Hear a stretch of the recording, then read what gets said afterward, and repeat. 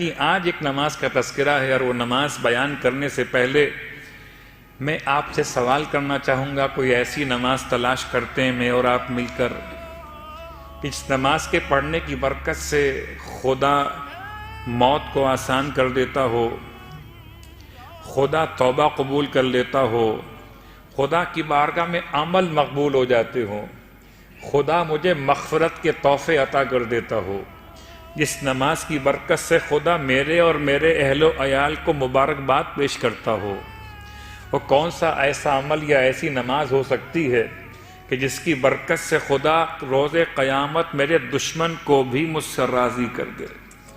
وہ کون سی ایسی نماز اور دعا ممکن ہو سکتی ہے جس کی برکت سے خدا میرے لیے دنیا اور آخرت کی روزی میں کشادگی پیدا کر دنیا اور آخرت کی روزی میں کشادگی پیدا کر دے؟ وہ کون سی نماز یا دعا ہو سکتی ہے جس کی برکت سے خدا میرے والدین کو بھی بخش دے اور ذریت کو بھی بخش دے؟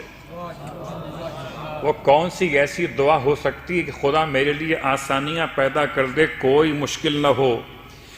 کون سی دعا ہو سکتی ہے جو میری موت کو آسان کر دے، روح نکلے مگر سختی قبض روح نہ ہو، یا سختی حالت نزا نہ ہو؟ وہ کون سی ایسی دعا یا نماز ہو سکتی ہے جس کی برکت سے فرشتہ موت کے ساتھ خود جبرائیل میرے سرہانے آ جائیں؟ تو کوئی ایسی دعا یا نماز ہے یا نہیں ہے؟ یا صرف میں نے خواب و خیال کی باتیں آپ تک پہنچائی ہیں؟ یہ صرف تمنائیں نہیں ہیں، یہ آرزویں نہیں ہیں، بلکہ یہ انعامات ہیں سرکار ختم یہ مرتبہ صلی اللہ علیہ وآلہ وسلم۔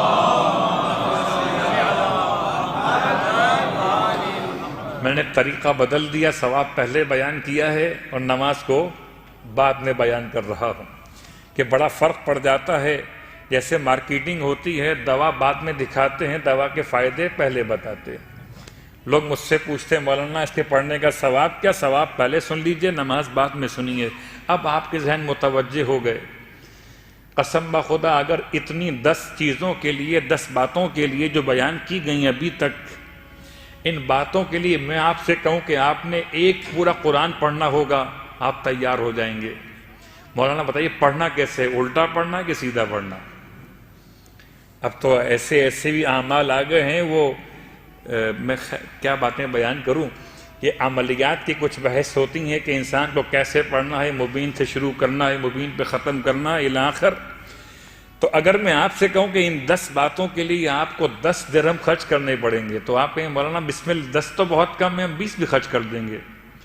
تو وہ کون سی نماز ہے جس میں درہم خرچ نہیں ہوں گے؟ البتہ ولایت شرط ہے۔ اللہ کے رسول اپنے حجرہ مطہرہ سے باہر تشریف فرما ہوئے ہیں، اور آپ نے اپنے اصحاب کے درمیان ایک اناؤنسمنٹ کیا ہے کہ آپ میں سے کوئی ہے جو اپنے لیے رب سے توبہ کی درخواست کرنا چاہتا ہو۔ اب تک جو میں نے بیان کیا یہ تمام فائدے نماز توبہ کے ہیں۔ صلوات پڑھیں محمد والے محمد۔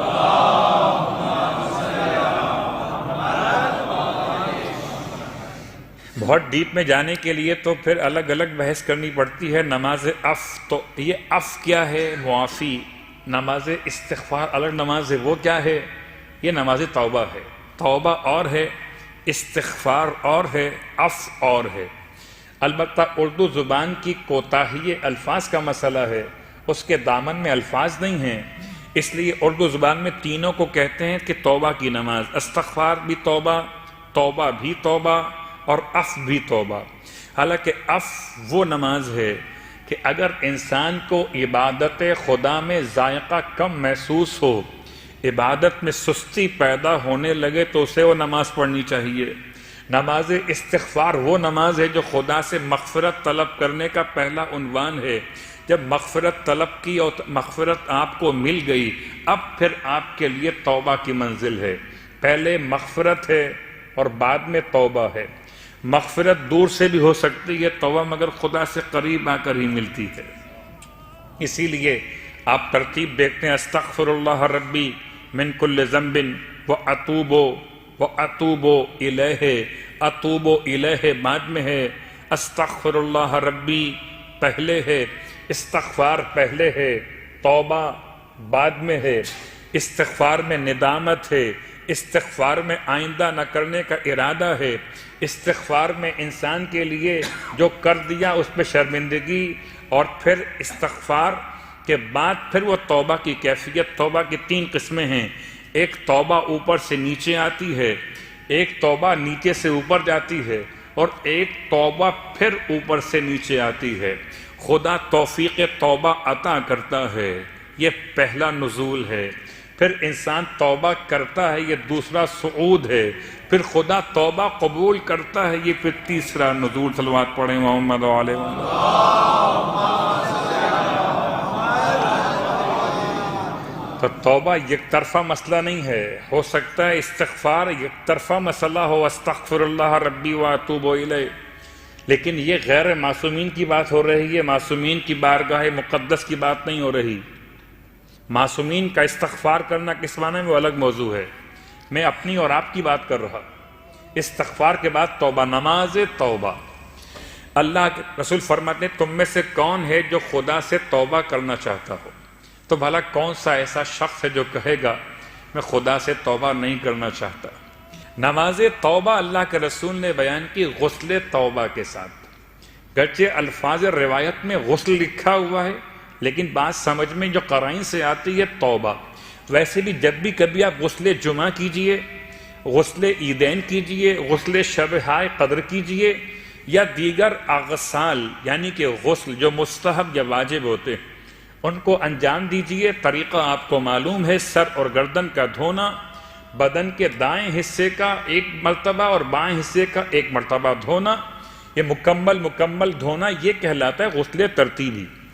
آپ اس طرح جب غسل کو مکمل کرتے ہیں تو پھر نیت کبھی کرتے ہیں جمعے کی، کبھی عیدین کی، کبھی اور مناسبتوں کے اعتبار سے واجب ہو یا غیر واجب، اس میں نیت ایڈ کر لیجئے ہمیشہ کے لیے۔ جب بھی کوئی غسل کریں، غسل مستحب ہو یا غسل واجب ہو، اس میں نیت ایڈ کر لیجئے اپنے اس آج کی مجلس کے بعد سے، اگر نہیں کی اب تک، کہ میں غسل توبہ، غسل جمعہ، غسل توبہ، غسل جنابت، غسل توبہ، غسل شب قدر، غسل توبہ، غسل منت و نظر، غسل توبہ، غسل احرام مثلا الاخر قربتاً الی اللہ۔ اپنے ہر غسل کے ساتھ ایک نیت کو ایڈ کر لیجئے۔ فقہی اعتبار سے کوئی اس میں مسئلہ نہیں ہے، آپ ایسا کرنے پر قادر ہیں، یعنی شرعاً آپ کو اس کی اجازت ہے کہ آپ واجب یا مستحب غسل کے ساتھ ایک نیت کو اور ایڈ کر سکتے ہیں۔ تو سرکار ختم یہ مرتبہ صلی اللہ علیہ وآلہ وسلم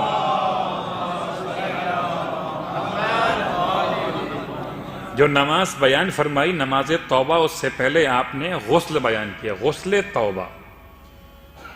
ویسے بھی انسان کو چاہیے جب توبہ کرنے کے لیے آمادہ ہو جائے تو پہلے اپنے آپ کو پاک اور پاکیزہ کر لے۔ غسل کے بعد آپ فرماتے ہیں وضو بھی کرو، اس کا مطلب یہ روایت اس غسل کے بارے میں ہے جہاں غسل کفایت نہیں کر رہا وضو کی، یا کبھی کبھی ایسا ہو سکتا ہے کہ روایت کا جو مطمع نگاہ ہو یہ ہو کہ طہارت کاملہ منعقد کی جائے، تو غسل بھی کیا جائے اور وضو بھی کر لیا جائے۔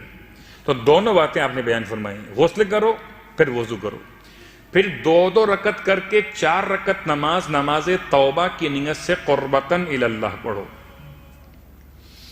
ہو سکتا ہے کہ کوئی یہاں سوال ذہن میں آئے، کیا میں اپنے والدین کی طرف سے پڑھ سکتا ہوں، اپنے بھائی بہن عزیز قریب اہلیہ بچوں کی طرف سے پڑھ سکتا ہوں؟ جواب، توبہ کا مسئلہ ویسے تو اپنا اپنا ہے، میری توبہ آپ کے کام نہیں آئے گی اور آپ کی توبہ میرے کام نہیں آئے گی، اس لیے کہ آپ کے معاملات خدا سے الگ ہیں، میں لفظ گناہ استعمال نہیں کر رہا، میرے معاملات اللہ سے الگ ہیں۔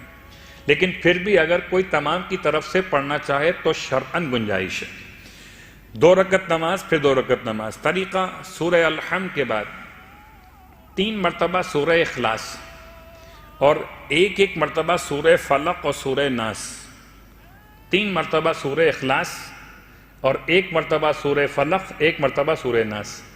یہ 4 رکعت نماز میں طریقہ بالکل سیم رہے گا، 2 رکعت کر کے نماز مکمل، نماز توبہ قربتاً الی اللہ۔ نماز کو مکمل کرنے کے بعد 70 مرتبہ استغفراللہ ربی واتوب الیہ، استغفراللہ ربی واتوب الیہ، استغفراللہ ربی واتوب الیہ۔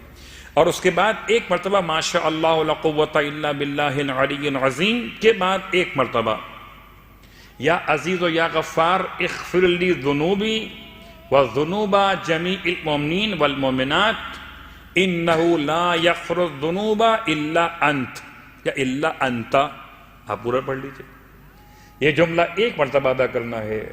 یہ نماز کے تمام فائدے اللہ کے رسول نے ارشاد فرمائے۔